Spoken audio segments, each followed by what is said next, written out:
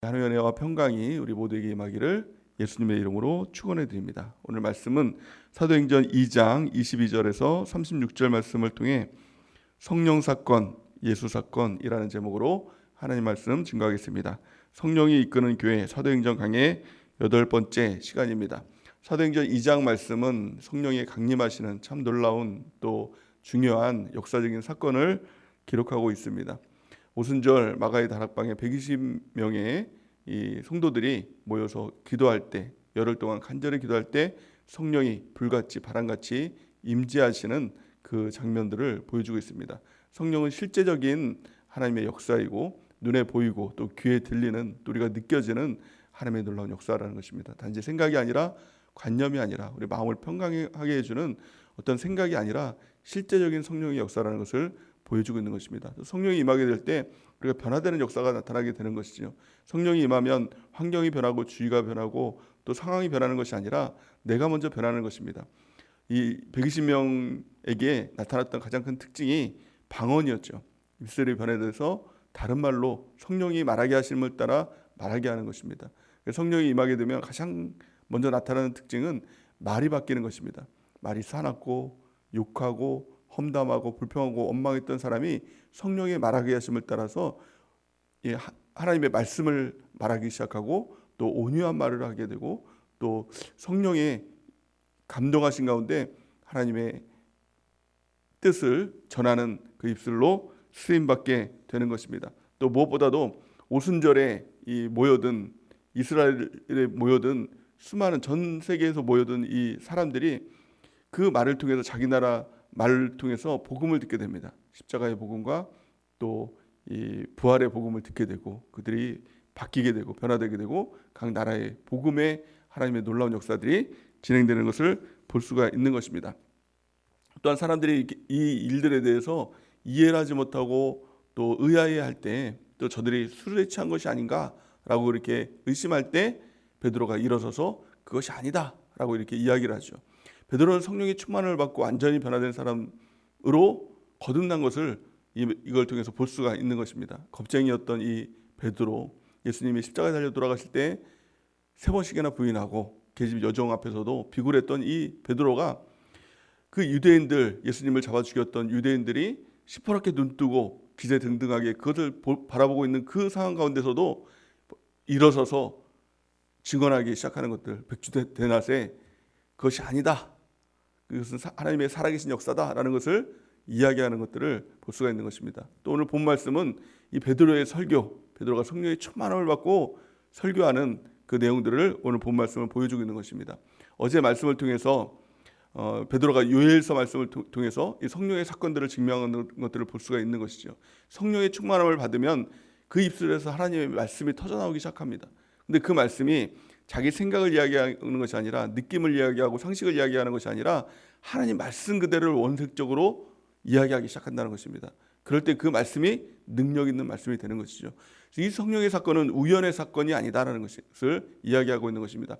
요엘서를 통해서 이미도 하나님께서 약속하신, 하나님께서 예언하신 그 말씀이 성취되어서 나타나는 사건이다라는 것입니다. 우리 가운데도 여러 가지 사건들이 일어나고 또 여러 가지 일들 가운데 우리가 때로는 당황하기도 하고 이게 무슨 일인가라고 의아해할 때가 있습니다. 근데 성경을 보면 또 성경에 대해서 연구하면 연구할수록 이 사건은 지금 당장의 사건이 아니구나, 우연의 사건이 아니구나, 이것을 알 수가 있는 것입니다. 성경을 통해서 이미도 하나님께서 우리 가운데 가르쳐 주시고 이렇게 될 거야 라고 예언하시고 또 경고하시고 또 약속하신 그 말씀들이 우리의 삶 가운데서 상황 가운데서 나타나고 있는 것입니다. 그래서 모든 사건은 사실은 성경 안에 있는 것입니다. 그래서 우리가 성경의 권위에 우리가 그것을 인정하고 존중해야 된다는 의미는 우리의 모든 일들이 그 성경 아래에 있기 때문에 그렇다는 것입니다. 늘 우리가 성경 아래 겸손하고 그 말씀을 우리가 읽고 또 하나님의 말씀을 듣고 지켜 행함을 통해서 우리가 그 하나님의 역사 가운데, 뜻 가운데 있구나라는 것을 알고 또 그 길을 살아가는 것, 이것이 바로 신앙생활이고 또 그 길을 통해서 우리가 천국 길로 한 걸음 한 걸음 나아가는 것입니다. 하나님의 뜻대로 행하는 자라야 천국에 간다라는 말씀이 무슨 말입니까? 내 감정대로, 내 느낌대로, 그냥 닥치는 사건대로 그냥 그렇게 살아가는 것이 아니라 하나님 말씀의 뜻을 우리가 분별하고 그것들을 이해하고 또 그 말씀 가운데 적용하며 살아갈 때 우리가 그 길이 천국 길이다라는 것을 깨닫는 은혜가 있길 바랍니다. 오늘 두 번째 이 베드로의 말씀은 바로 이 다윗의 그 시편 말씀을 인용해서 말씀하고 있는 것인데요. 그 핵심적인 말씀은 무엇이냐면 성령 사건은 단지 성령 사건이 아니라 바로 예수 사건이다. 그러니까 예수 사건, 성령 사건 이것이 중요하다는 것을 말씀하고 있는 것입니다. 그래서 베드로는 이 모든 일 가운데 성령의 일들 가운데 사람들은 이 현상에 집중을 했습니다. 바람 같은 성령, 또 이 불 같은 성령, 또 방언하고 막 이런 일들이 무슨 일인가 이 사건에만 막 집중하는 것들을 볼 수가 있는 것이죠. 근데 베드로는 이 사건은 단지 성령 어떤 현상적인 사건이 아니라 바로 이것이 바로 예수 사건이다라는 것을 분명하게 이야기하고 있는 것입니다. 이것이 왜 중요할까요? 우리 대한민국에서도 이 성령의 역사들이 막 나타나는 그런 일들이 있었죠. 70년대, 80년대 막 성령의 불 같은 역사들이 나타나고 바람 같은 역사들이 나타났습니다. 근데 문제는 뭐였냐면 성령의 사건들 가운데 사람들이 자꾸 이 현상에만 막 집중을 하는 겁니다. 병이 치유되는 거 막 이거에 막 더 집중하고 그리고 방언하는 것 이거에만 집중합니다. 그래서 뭐 성령, 뭐 예수님 이런 거는 모르겠고 그냥 방언 달라 막 이거에만 집중하는 것들만 볼 수 있는 것이죠. 예언하고 뭐 신유의 은사 받고 막 이런 것들에만 막 집중하다 보니 가장 핵심적인 예수님을 잃어버린 겁니다. 그러니까 성령의 운동이 하나의 이벤트로 그냥 끝난 겁니다. 방언하고 끝나고 그냥 쓰러지고 끝나고 불 받고 끝나고 그냥 잠깐 뭐 성령 운동하면 또 어떤 집회 같은 거 하면 성령 받고 그 다음이 없는 겁니다. 그러니까 항상 허무한 거죠. 사람들이 또 성령 받고 그 다음이 없고 성령 받고 다음이 없고 그러니까 그 허무한 일들이 일어나게 되는 것입니다. 베드로는 오늘 말씀을 통해서 성령 이 역사 오순절 성령의 강림의 역사 그 핵심은 바로 예수 그리스도라는 겁니다. 그를 통해서 예수 그리스도를 만나고 예수 그리스도를 믿고 예수 그리스도를 영접함을 통해서 예수 그리스도와 동행하는 그래서 천국 가는 날까지 그 주님과 함께하는 삶 이것이 정말 성령의 역사다라는 것을 분명하게 우리 가운데 가르쳐주고 있는 것입니다. 오늘 말씀을 통해서 예수님에 대한 말씀을 통해서 세 가지를 말씀하고 있는데요. 가장 첫 번째는 예수님의 삶과 사역에 대해서 이야기하고 두 번째는 십자가, 예수님의 십자가에 대해서 이야기하는 것입니다. 또 세 번째는 예수님의 부활에 대해서 이야기하고 있는 것입니다.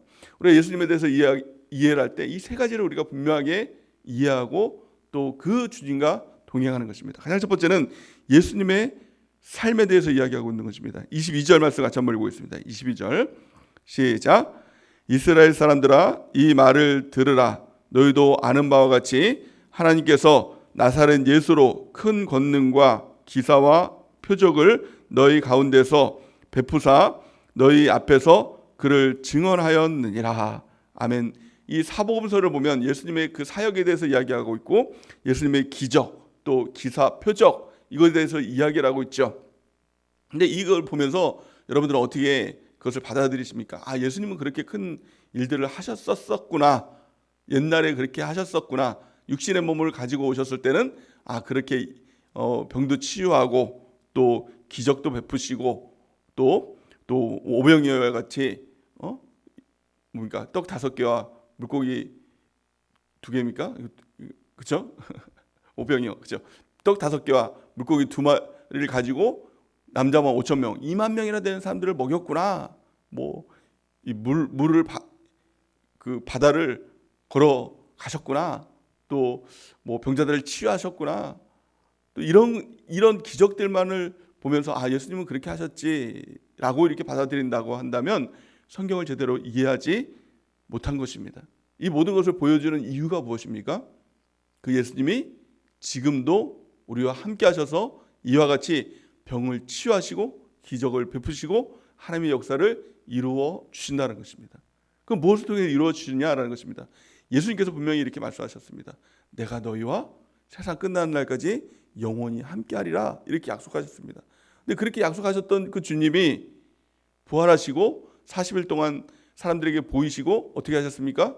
계속 계실 줄 알았는데 세상 끝날까지 같이 있겠다고 하셔서 그 약속이 예수님이 이제 돌아가지 않겠구나라고 하실 줄 알았는데 하늘로 올라가신 겁니다. 그러니까 사람들이 500명의 사람들이 깜짝 놀란 거죠. 허무해진 거죠. 그러니까 하늘만 쳐다보고 있는 것이죠. 그랬더니 이 천사들이 너희가 어찌 하늘을 쳐다보고 있느냐? 그 예수님께서 구름 타고 올라가신 그대로 이 땅에 내려오시리라 이렇게 말씀합니다. 그럼 예수님께서 거짓말을 하신 거냐? 세상 끝날까지 우리와 함께 하시겠다고 약속하셨는데 그 약속은 무엇이냐? 라고 할 수 있는 것입니다. 근데 예수께서 분명히 이렇게 말씀하셨죠. 내가 또 다른 보혜사를 너에게 주리라.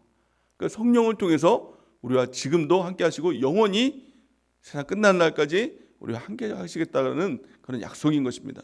그러면 또 다른 보혜사라고 할 때 또 다른이 무엇이냐는 겁니다. 또 다른이라는 것이 이 원어로 보면 헬라어로 두 가지로 이렇게 얘기를 합니다. 하나는 헤테로스라고 하고 또 두 번째는 알로스 이렇게 이야기를 합니다.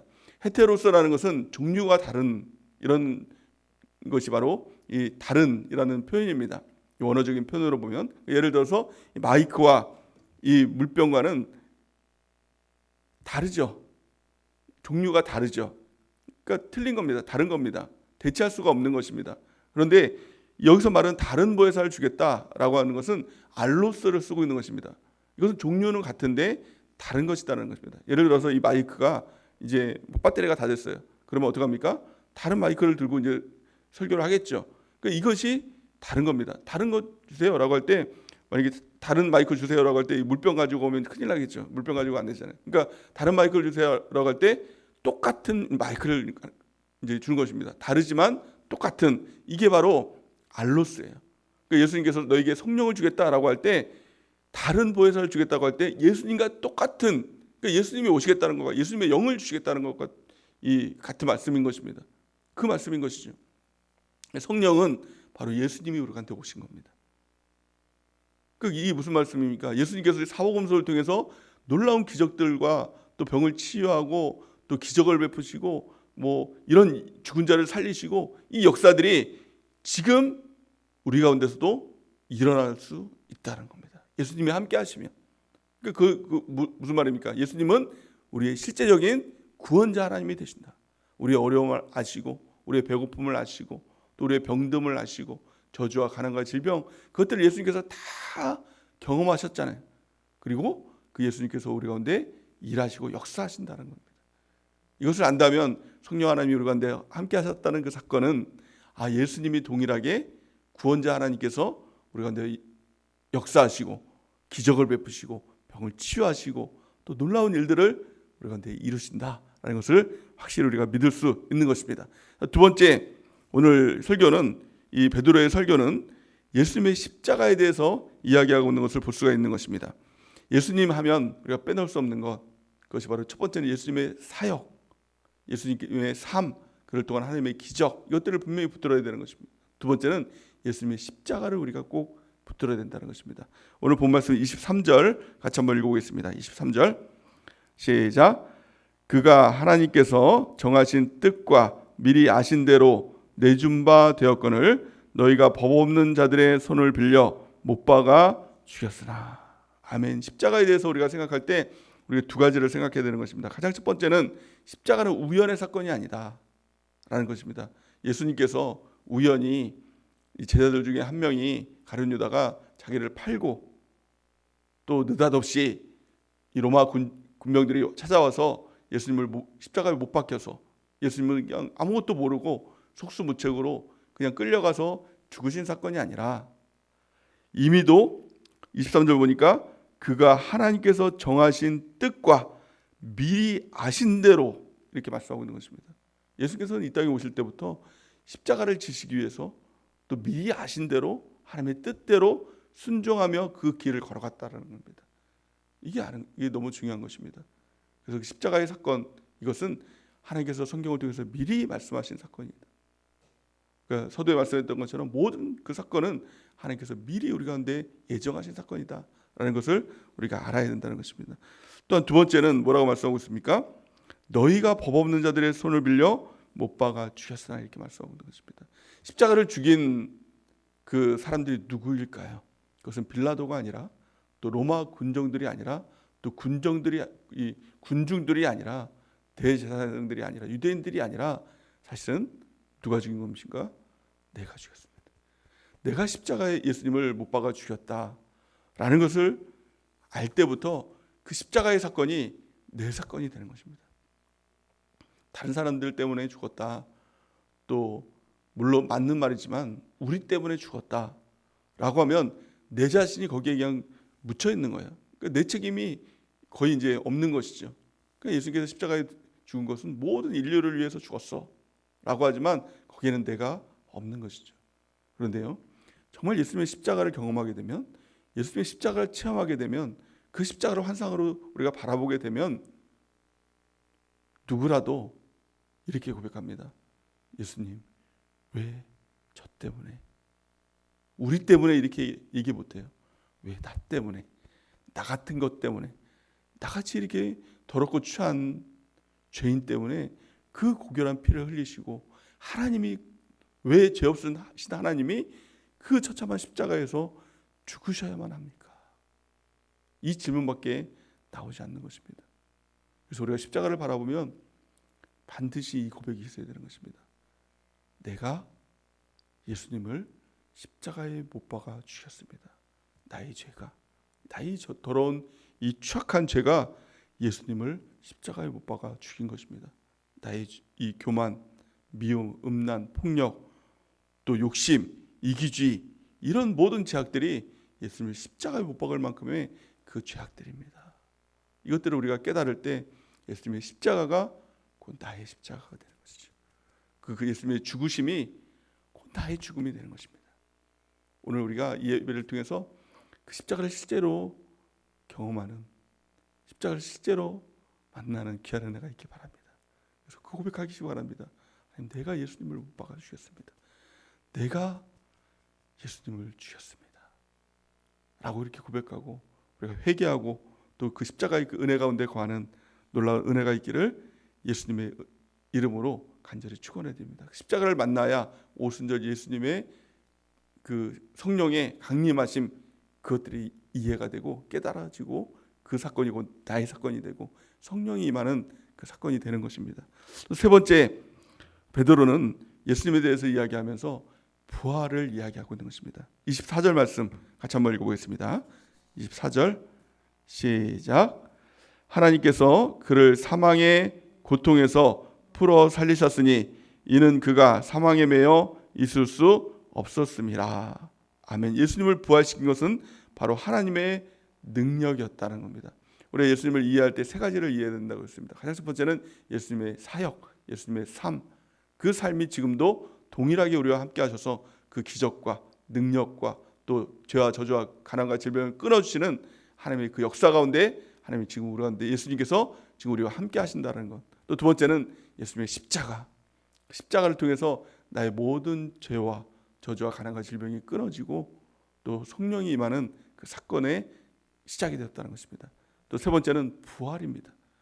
부활을 이해한다는 것은 무엇입니까? 부활의 예수님이 다시 사셨다는 것 뿐만이 아니라 그 주님이 영원히 사신다는 것, 그 주님이 지금도 나와 함께 하신다, 부활의 예수님이 나와 함께 하신다, 이것을 아는 것이 너무 중요한 것입니다. 오늘 말씀을 통해서 다윗에 대해서 이야기를 합니다. 이 다윗에 대해서 이야기한다는 것은 이 다윗은 이스라엘 민족에 있어서 가장 큰 영웅이었죠. 그래서 지금까지도 다윗 없이는 이 이스라엘 민족을 설명할 수가 없는 것입니다. 그래서 지금 이렇게 이스라엘 국기를 보면 거기에 별 하나가 이렇게 나오죠. 그 별 이름을 혹시 아십니까? 그 별 이름이 다윗의 별입니다. 그만큼 이스라엘 민족에 있어서 다윗은 민족적인 영웅일 뿐만이 아니라 정말 이 대표, 이스라엘 전체 민족의 역사의 대표라고 이야기를 할 수 있는 것이죠. 그런데 오늘 이 말씀을 통해서 그 다윗이 그렇다면 증언한 것이 무엇이냐, 다윗이 어떤 삶을 살았냐라는 것을 이야기를 하고 있는데요. 오늘 25절에서 28절 말씀 같이 한번 읽어보겠습니다. 25절에서 28절 시작. 다윗이 그를 가리켜 이르되 내가 항상 내 앞에 계신 주를 배웠으며 나로 요동하지 않게 하기 위하여 그가 내 우편에 계시도다. 그러므로 내 마음이 기뻐하였고 내 혀도 즐거워하였으며 육체도 희망에 관하리니 이는 내 영혼을 음부에 버리지 아니하시며 주의 거룩한 자로 썩음을 당하지 않게 하실 것이미로다. 주께서 생명의 길을 내게 보이셨으니 주 앞에서 내게 기쁨이 충만하게 하시리로다 하였으므로. 아멘. 우리가 많이 본 성경이죠. 이 성경은 어떤 성경을 인용한 것입니까? 시편 16편 8절에서 11절 말씀, 올해 주신 하나님의 약속의 말씀인 것이죠. 공급하시는 그 하나님에 대한 약속의 말씀이 바로 이 말씀인 것입니다. 그렇다면 왜 이것을 이 베드로가 인용했을까요? 그것은 다윗의 삶은 하나님을 실제적으로 만나고 실제적인 하나님과 동행하는 삶을 살았다는 겁니다. 그 하나님을 항상 내 앞에 모시고 그 주님과 함께함을 통해서 마음의 기쁨이 있었고 육신의 안전이 있었고 또 영혼의 소생이 있었고 인생의 살 길이 있었다. 이것을 고백하는 것 아닙니까? 이 다윗의 이 고백은 부활하신 예수님, 지금도 실제적으로 우리와 동행하시는 그 예수님, 성령을 통해서 지금도 역사하시는 그 하나님, 그것을 예언하신 사건이다 라는 것입니다. 지금도 우리 주님이, 부활하신 예수님이 우리와 함께하는 것입니다. 다윗과 같이 그 주님을 항상 내 앞에 모시면 그 주님이 우리와 함께 하시고 우리와 동행하여 주시고 이 다윗과 같이 그 삶을 살아갈 때 마음의 평강을 얻을 수 있다. 기쁨을 얻을 수 있다. 육신의 안전 얻을 수 있다. 영혼의 소생 얻을 수 있다. 또 인생 살길 그 삶을 살아갈 수 있다. 우리도 부활의 예수님을 통해서 지금도 살아서 우리가 함께 하시는 그 주님을 통해서 그 삶을 살아갈 수가 있다라고 자신 있게 선포하고 있는 것입니다. 오늘 31절 말씀을 같이 한번 읽어보겠습니다. 31절 다시 한번 읽어보겠습니다. 31절 말씀 같이 읽어보겠습니다. 시작. 미리 본 고로 그리스도의 부활을 말하되 그가 음부에 버림이 되지 않고 그의 육신이 썩음을 당하지 아니하시리라 하더니. 아멘. 이것은 다윗이 봤다는 것이죠.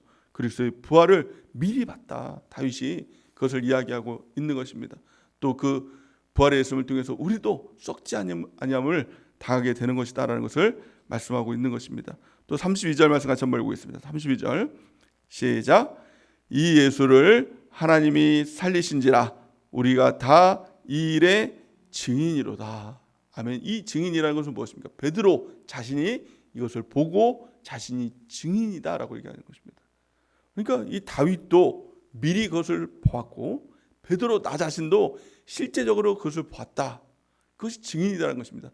다윗이 증인이고 내가 증인이다. 베드로는 이 말씀을 하고 있는 것입니다. 그렇다면 무엇입니까? 누가 또 증인이 되죠? 우리가 증인이 되는 것입니다. 누굴 통해서? 성령을 통해서. 지금도 우리와 동행하시고 실제적으로 나와 함께 하시는 그 주님, 그 주님이 실제라면 이제는 우리가 증인된 삶을 살아가는 것입니다. 그래서 다윗의 하나님이, 베드로의 하나님이 지금 우리의 하나님이 되신다. 그 예수님, 부활의 예수님이 지금 우리의 하나님이 되신다라는 것입니다. 또한 33절 말씀을 같이 한번 읽어보겠습니다. 33절 시작. 하나님이 오른손으로 예수를 높이심에 그가 약속하신 성령을 아버지께 받아서 너희가 보고 듣는 이것을 부어 주셨느니라.